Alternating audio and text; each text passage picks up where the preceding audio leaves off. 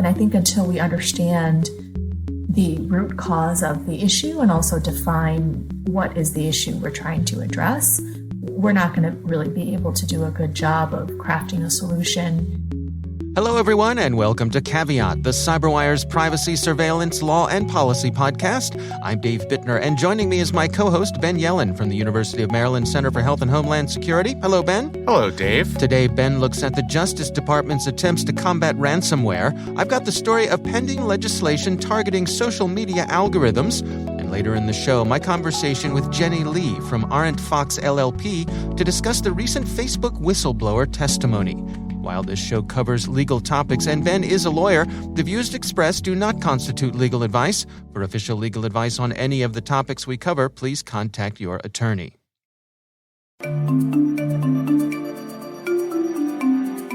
And now a few thoughts from our sponsors at KnowBe4. What do you do with risk? We hear that you can basically do three things. You can accept it, you can transfer it, or you can reduce it. And of course, you might wind up doing some mix of the three, but consider this. Risk comes in many forms, and it comes from many places, including places you don't necessarily control. Many an organization has been clobbered by something they wish they'd seen coming. So what can you do to see it coming? Later in the show, we'll hear some of KnowBe4's ideas on seeing into third-party risk. All right, Ben, let's jump into some stories here. Why don't you start things off for us? So we have big news coming from the Department of Justice by way of the New York Times. In an article posted by Katie Benner and Nicole Perlroth at the New York Times, we find out that the Justice Department filed charges against two alleged perpetrators of ransomware attacks. So one of them is against a Russian individual named Yevgeny Polyanin, who is accused of deploying the ransomware known as Revil. Or Revil. R-Evil, we say. R-Evil, we say. Okay. but that doesn't mean it's correct. Yeah. So everyone has their own version. It's kind of like GIF or GIF. Yes. Yeah. It's about your personality, which one you use. Right. It's a Rorschach test. So this was for a ransomware attack that took place in largely in businesses and government institutions in Texas in 2019. And then the second indictment was against a Ukrainian national, Yaroslav Vasinsky, who is alleged to have conducted multiple ransomware attacks, including the one on the technology company Kaseya.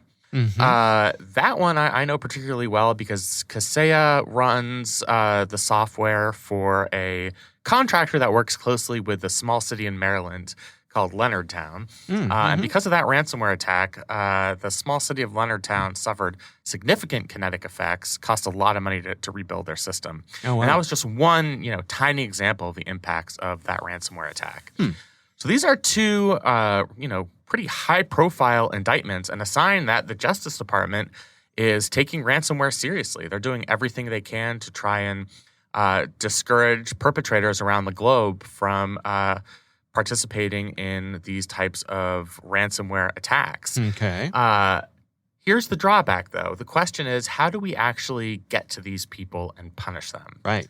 A major issue is that one of these perpetrators is a Russian national. Let's just say a pretty large percentage of people known to have perpetrated ransomware attacks are Russian nationals. Yep. And unfortunately for us, we don't have a working extradition treaty with Russia. I was doing a little half-ass internet research, as we say, on this subject. There was actually a U.S.-Russian extradition treaty signed in 1893 with Tsarist Russia. But then at some point in the 1970s, through a Justice Department memo, this was mid-Cold War, it seems like we decided that extradition treaty wasn't actually in place. And we know that now because we've had these high-profile instances of people who have been charged with crimes in the United States hiding out in Russia. The most notorious example being Edward Snowden, but then also, some of the people who were charged as part of the Mueller investigation for misinformation against U.S. nationals. So that's a significant problem. It's hard for us to gain jurisdiction and bring these cyber criminals to justice. For this Ukrainian guy, luckily for us, he set foot in Poland. We do have an extradition treaty with Poland. So he was arrested there. He's going to be extradited to the United States and will face trial in our U.S. court system. But the problem with a lot of these other perpetrators is, we may have all the evidence in the world to charge them. I'm sure we could put together a really compelling trial, talk about the impact of ransomware on, our local governments, on our businesses, on the meatpacking industry. I'm sure we could put together a very good case, but it's very difficult to bring these alleged criminals under our jurisdiction. Yeah, and it seems as though kind of like you mentioned with that one gentleman, they get a little lazy. They decide they want to vacation somewhere outside of their mother country. And that's bad where idea genes, as they say. and that tends to be where we nab them. So what other tools does the Department of Justice have available to them to put some pressure on them? Are there any other places that they can come at them? So there are really two things that can be done here. The first is try and attack the financial angle, usually through the Department of Treasury, and seize the money gained via ransomware attacks. So in this Justice Department announcement, they announced that from this alleged Russian perpetrator, they seized $6.1 million of assets allegedly gained through this ransomware attack and through other cyber crimes. That sounds well and good, and I think that is a very effective tool. You can track the financial transactions and, put a little the big hand of the U.S. government in some of these bank accounts and extract this money. Right. That's not always going to work. That might not be enough of a disincentive if you're in Russia, because let's say they catch only 50% of people they're able to seize the assets. That leaves, the rest of the 50% who are getting off scot-free after committing a ransomware attack. And what if I grab 6 million of the 10 million that you've stolen? You're still doing pretty well. Yeah, exactly. Yeah, Right. You're still making out like a bandit. That's not enough of a disincentive. Right. The other avenue is through diplomacy, and we've tried to do this. And quite frankly, I'm not exactly thrilled or excited about the prospects of some sort of new extradition treaty with Russia that specifically covers ransomware attacks, or some type of bilateral agreement where the Russian government would actually crack down on these malicious actors. We've now seen through 2 U.S. presidential administrations, the Russian government has been, under Vladimir Putin, has been quite resistant to going after cyber criminals. President Biden said in a recent virtual meeting with Vladimir Putin that the U.S. is taking ransomware attacks very seriously. We're going to go after your criminals. So it was kind of a shot across the bow. And, that so far has not brought Russia to the table to come up with some sort of agreement. Yeah.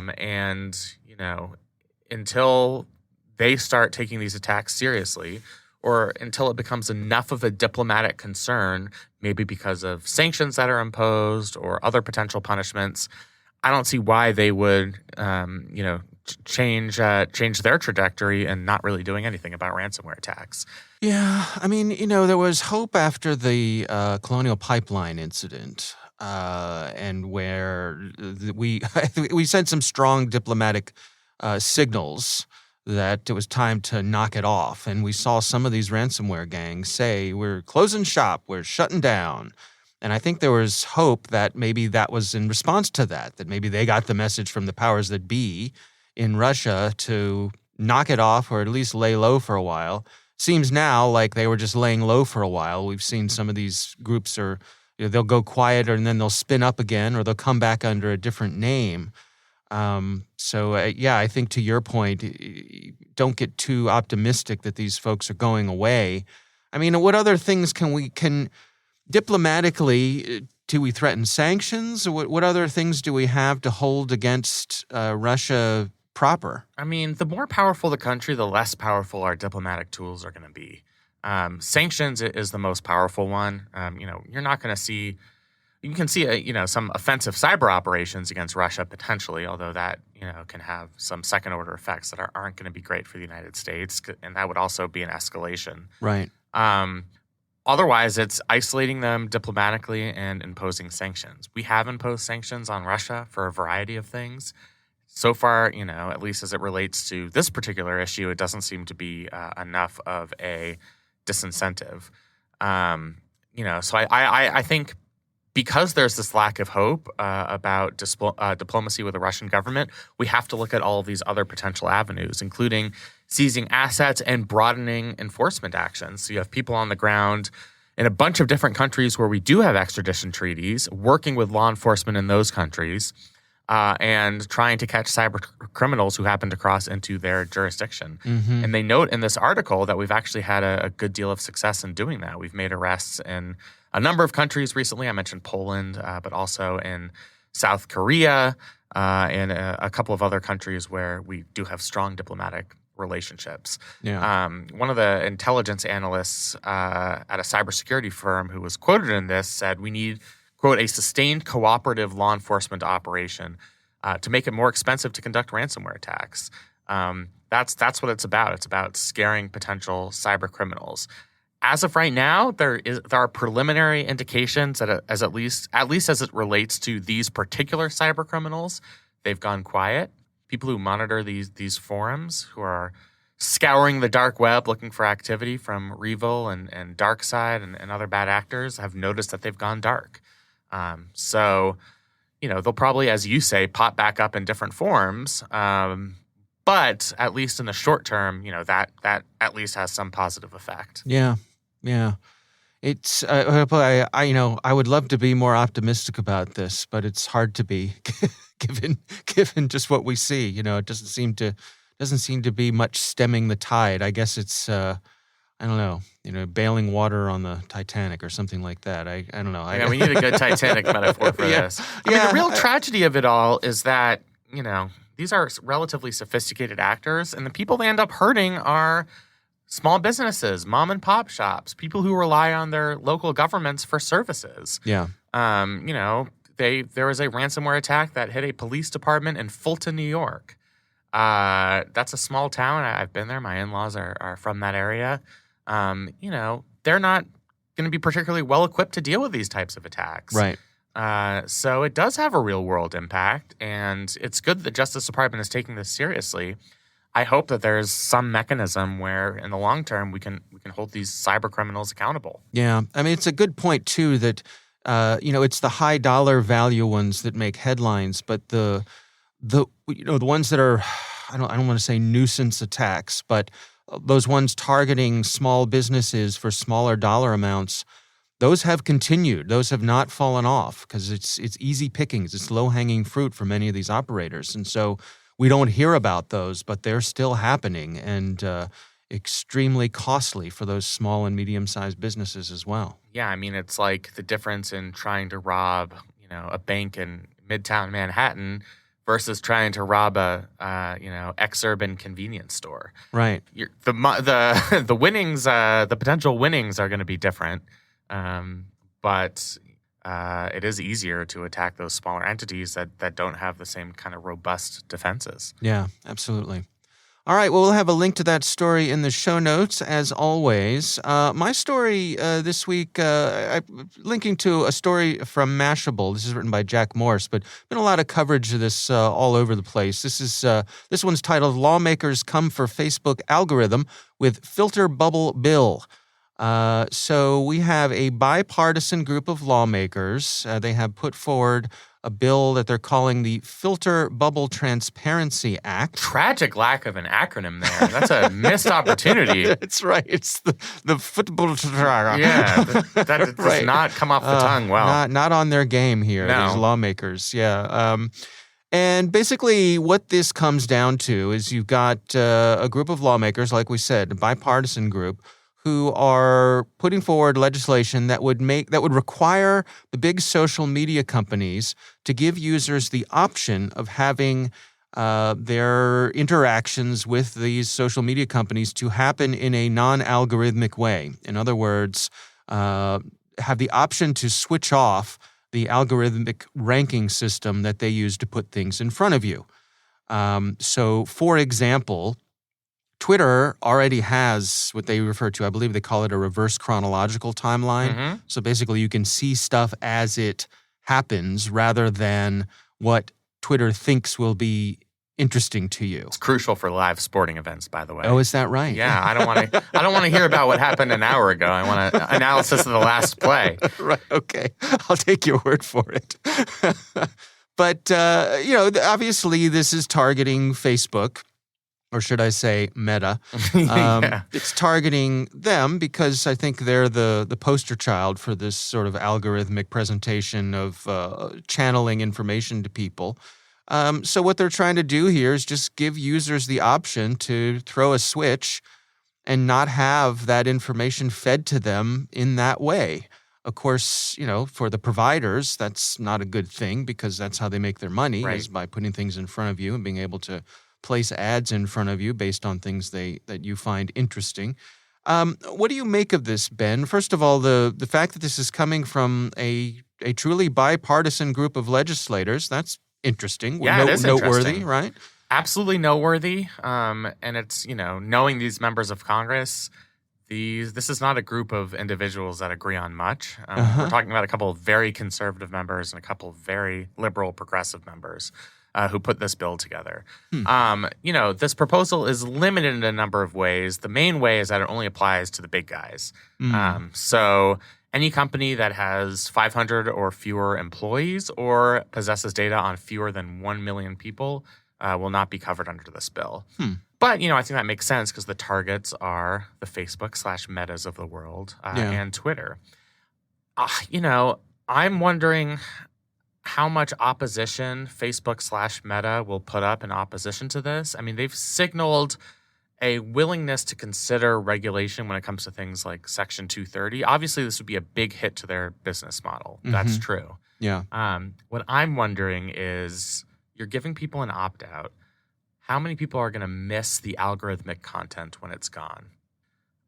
I sort of think, there are going to be some very privacy-conscious people, the type of people who disable location services on their phone. The type of people like our listeners and us who are cautious about this stuff. But then there are going to be other people who are like, you know what?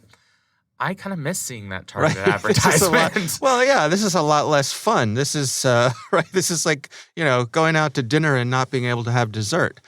Right. Right. I mean, we have become addicted to content that's very narrowly tailored to our interests and our buying habits. Have you ever tried to browse a website, where maybe you're using somebody else's computer, it doesn't have your cookies, and it just seems different? I think that's something that many users, despite what they say or how they would respond to an opinion poll, they might actually respond. They might actually not opt out of this service. Yeah.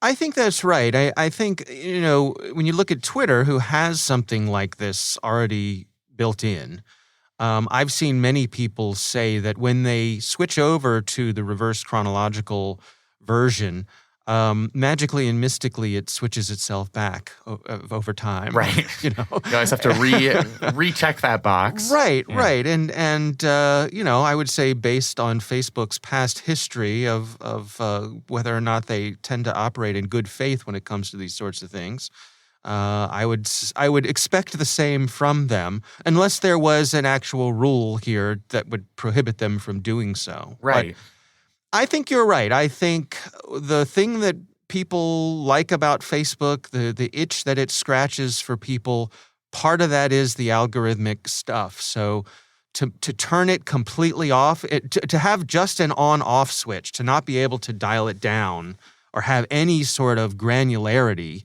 in dialing it in, I think you're right. A lot of people will try it out and they'll say, this is no fun, and they'll turn it back on, and that's that. But I guess for the folks who want it, it's good to have it, right?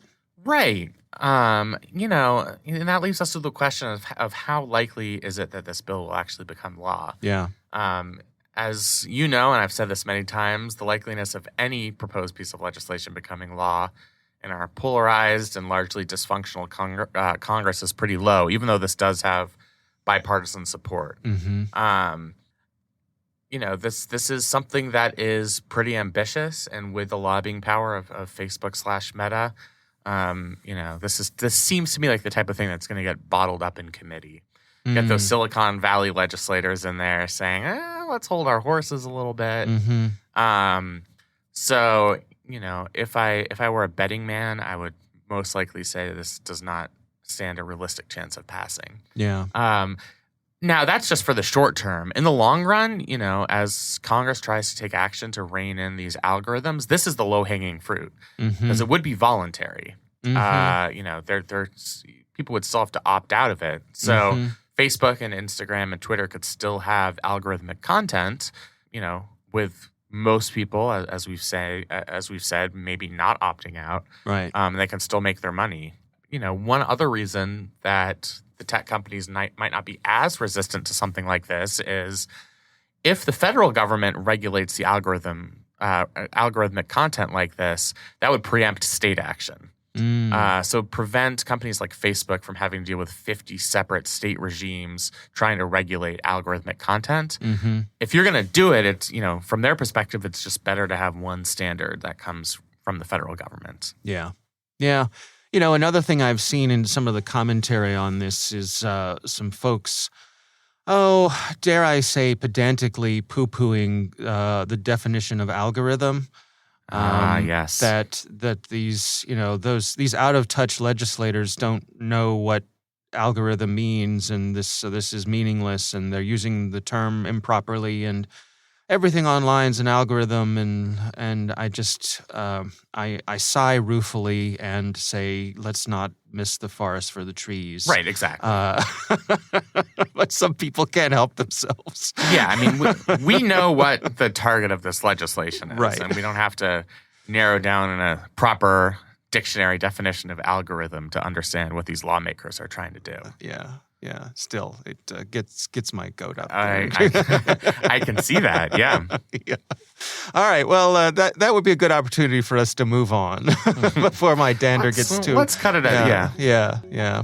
All right. Well, we will have a link to all the stories in our show notes, of course, and we would love to hear from you. If you have something you would like us to cover, you can send us an email. It's caveat@thecyberwire.com.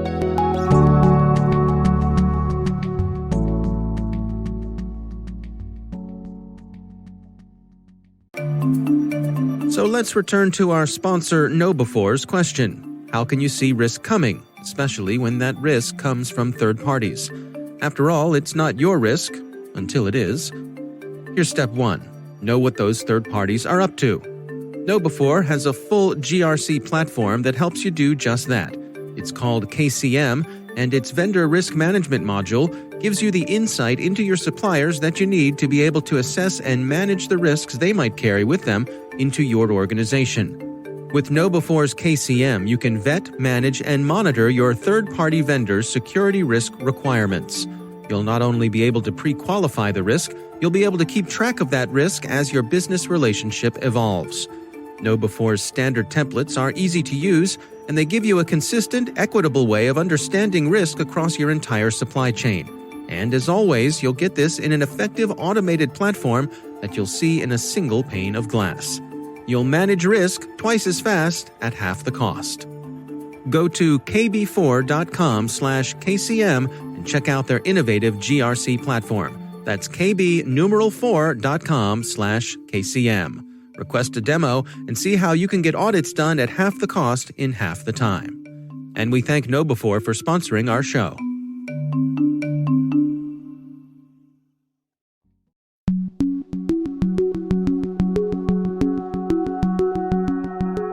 Ben, I recently had the pleasure of speaking with Jenny Lee. She is an attorney at Arendt Fox LLP, and we discussed the recent Facebook whistleblower testimony. Really interesting stuff. Here's my conversation with Jenny Lee. One of the most striking aspects about the issues in Haugen's complaints to the SEC, speaking from the perspective as a lawyer, given my chosen field here, is what those issues reveal to be lacking about the U.S. legal system. At the end of the day, this was a significant public assertion about the practices of Facebook, and the protocols at the SEC are an indirect mechanism at a high level, if you think about it, to confront the concerns at hand, because The SEC regulates the problem in the society of investor harm, and they do not necessarily directly regulate harm on consumers or children or users of social media. And so at the heart of the SEC complaints are essentially what misrepresentations may allegedly have been made to investors. But what's missing in our US legal system right now is arguably a single federal regulator whose process or tip line can be triggered to help oversee corporate conduct that affects these issues of social media-based consumer protection, children's protection, or online content users. Are there other federal agencies that could step in here? Would this be under their categories? Absolutely. There's the Federal Trade Commission, the Consumer Financial Protection Bureau, and the Federal Communications Commission. And, I think that the existence of this patchwork quilt of agencies is itself, emblematic of a larger issue in the legal system.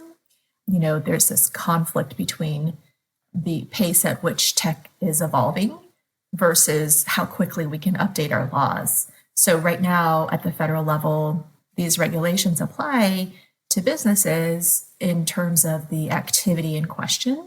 And so that is why, any number of different agencies could potentially find a hook in some of the issues. It just depends on what you define to be the activity and issue. Yeah, it strikes me that one of the issues here is that when it comes to something like social media, that's different than selling a product in a brick and mortar store. If I sell a dangerous product and a consumer gets harmed, a child gets hurt, or someone, people compare this a lot of times to big tobacco. If I have smokers who get, have health issues, well, that's pretty easy to draw a line between. But it seems like online organizations like Facebook, as you, I think, very well point out, it's a little bit more fuzzy there. It's harder to say who's directly responsible for regulating them. Right. And I think one of the difficulties as attorneys and policymakers and other stakeholders might have seen thus far is that we're also trying to operate in this world where we have inherited legacy legal systems. So I fully agree with your point that these issues kind of ring true in the consumer protection realm. And I do think that there will be activities that occur, in the major players in DC on that front in terms of consumer protection. But there's also this other rule, Section 230 of the Communications Decency Act. And that one is technically belonging to the FCC, the Federal Communications Commission. So it's almost like the online, economy of communication arguably also belongs in our federal, communications regulations. Really what Section 230 has done is, decades ago, initially allowed for there to be a safe harbor for tech companies. Back in the 90s, the world was a very different place, and many of these tech companies were much smaller, and pioneering technologies were being put forth. And the Congress at that time wanted in the CDA to allow the internet economy to flourish. And so that there was a need, according to the policy underlying that law, to allow there to be a safe harbor so that if you're running, say, a platform, whether that be social media or home improvement apps to find contractors or online reviews about hotels or whatever it is, that if you're running that platform, you are not to be liable for whatever other people publish on your platform. Similar to the idea that if you are a library, you're not liable for any offenses that are, kind of conveyed in the books that might be written by authors that place their books in the library. So at that time, it was this sort of incentive was, there were two parts to the CDA. And forgive me for getting pretty, I nerd out on these legal issues because I look at this stuff all day. It was two things. It was that the provider of the platform is not to be liable for the actions or statements of the third parties who go on that platform. And the second part was, and oh, by the way, if there are some good reasons why the platform may want to regulate itself so that people aren't doing harmful or illegal things on their platform. So as long as the platform is operating in good faith and following their own internal rules that they've put together on how to regulate themselves, then they also are, sort of insulated from liability as well. And if you fast forward now from there to, 30 years later, we're in a very different world now. And a lot of these issues that were raised in the whistleblower testimony, but also are raised by others in Silicon Valley, like Tristan Harris, for example, these issues, whether they be harm to young girls or misinformation, or whether it be conservative voices that are being so-called sanctioned or censored, or whether it be, to my reference to Tristan's work and his team, this idea about the attention economy and like the downgrading of the human experience when people are addicted to screens or are kind of living in a prolonged state of conflict and antagonism or distraction, isolation, fake news, that as a society, that is a negative thing to be happening. So all of these issues, whatever the beef might be, I think really squarely collides with the Section 230 thing, because the Section 230 liability exemption is really what incentivizes all companies and, sort of establishes who's going to be accountable or what are the consequences of the actions of different people that use social media. And also, to the whistleblower's point, what are the consequences of creating or promoting or enhancing algorithms that put forward a specific intended effect. Well, on the other side of this testimony, in your estimation, what are the methods that we have available to us that are likely to actually see meaningful change? Do we have tools? Can the regulators, turn the dials to put us in a better place here when it comes to, for example, Facebook? What is interesting on the consumer protection front is that there's certainly there's the Section 5 of the FTC Act, which also exists in a similar form in Section 1031, 1036 of the Dodd-Frank Act. And that is a kind of this ban on any practice that is unfair, deceptive, or abusive.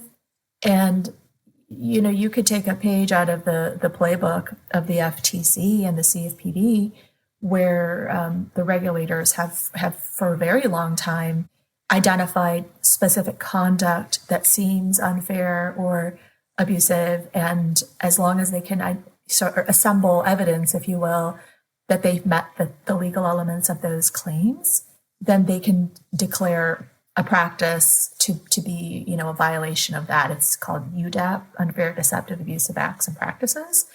And there's been many, I think there's decades of precedent of the FTC using the UDAP authority to go after privacy issues. Listeners of our show have heard me wonder repeatedly if we need to have some sort of equivalent of the FDA for algorithms online, to put companies, these social media companies, in the position of first having to demonstrate that their algorithms do no harm, in the same way that pharmaceuticals have to go through testing procedures. Admittedly, it's a bit of a pie in the sky idea of mine, but since you are an expert in this area, I thought I would run it by you and see an idea that has any merit whatsoever. Well, I think that even the proposal, I believe, that was put forth after the hearings in Congress this spring by Facebook was one where, as between the three companies that testified, Facebook, Twitter, and Google. Facebook was the only one at that time that actually made a suggestion to set up a protocol for, this issue relating to the adequacy of their self-monitoring efforts. And I think there's a lot of merit to your idea in the sense that when we're still trying to understand the technology and we're still trying to define what we think the harm is, it is really great to not jump too fast to write rules that will not make sense or that will be antiquated in just a few months or years. So, what's really nice about your analogy with the FDA is that I understand that in the FDA, there are also panels of experts that will be, congregated and opine on different potential therapies and drug solutions.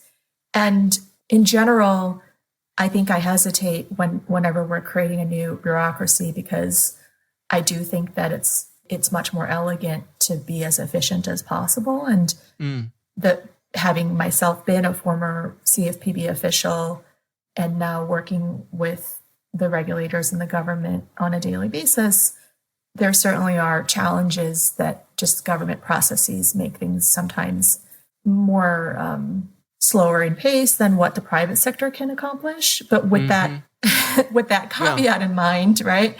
I mean, I do think it's great to have like a data-driven approach where we can try to, assign this work to a particular body. And maybe it's not an agency, but maybe it could be even a kind of like a quasi-public-private partnership, or maybe it's like a private agency first for self-regulation where the government has oversight on top of that, or whatever it might be. Yeah. I think it does make a lot of sense because right now there are so many different concerns from both, sides of the aisle. And, we're seeing in this political environment that these issues are creating some strange bedfellows, that it would be great if we could just first define what is bothering us and what we want the legislators to actually act upon in this kind of holistic, data-driven way. Yeah. Yeah, I mean, that's a great point. It's hard to say what you want when you can't get people to agree on what the ideal outcome might be. I certainly think there's low-hanging fruit. Like, for example, I recently learned about Ashton Kutcher's nonprofit and the work that their team is doing to combat online sex abuse or human trafficking. I mean, there's just some low-hanging fruit where I don't think we'll disagree that these are things that would need to be addressed. But the more nuanced issue that you raised about kind of the effects more specifically of algorithms and some of these things about, like who should decide which, which attractive photograph of a female celebrity should be taken down because young girls, I mean, I have a lot of young girls in my family and a daughter myself, and these issues are very important, but it's sort of like, how do you implement a solution to that concern, and who decides what the algorithm should do or say and what the thresholds would be? I mean, those issues are a lot more, I think, nuanced than some of the ones where we can just all agree are horrendous problems in society that need to be addressed right away. Yeah, yeah. Where do you suppose a good place is to begin then? I mean, there are places where people are in agreement and places where there is wide disagreement. Where do you suppose a good place to start would be? Well, I think it would be good to take that task in two parts. So probably the first part would be that at least we can make incremental progress on issues that are low-hanging fruit, things that most people would agree on, like online child sex abuse or human trafficking issues, or things that we can perceive are occurring on the internet that are already defined to be clearly illegal, if not criminal. And so we can at least try to prioritize those things to begin getting something done right away. The second part of it, I think, is just really we need to also get some input and feedback from the tech companies, and based upon their expertise, try to better understand what can be done with regard to these algorithms and identify the root of the issue. How much of this is due to the fact that maybe there's foreign language translation issues, given that these are global companies, versus that we can blame the algorithm itself. And I think until we understand the root cause of the issue and also define what is the issue we're trying to address, we're not going to really be able to do a good job of crafting a solution. But at least those are a couple of immediate steps where we can begin to make progress.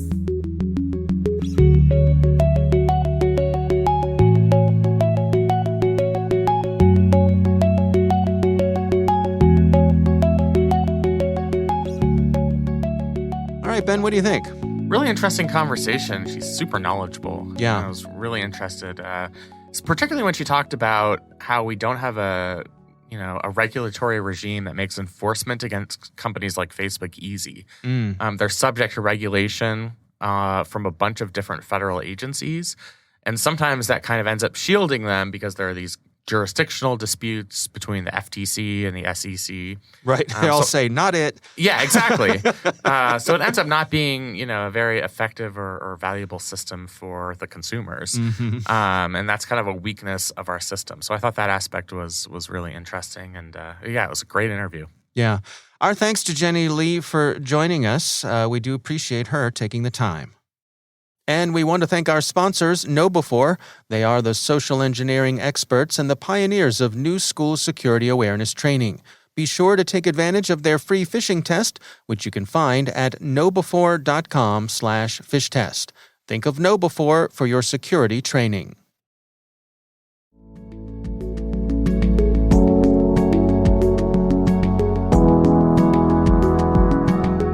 That is our show. We want to thank all of you for listening. The Caveat podcast is proudly produced in Maryland at the startup studios of Data Tribe, where they're co-building the next generation of cybersecurity teams and technologies. Our senior producer is Jennifer Iben. Our executive editor is Peter Kilpe. I'm Dave Bittner. And I'm Ben Yellen. Thanks for listening.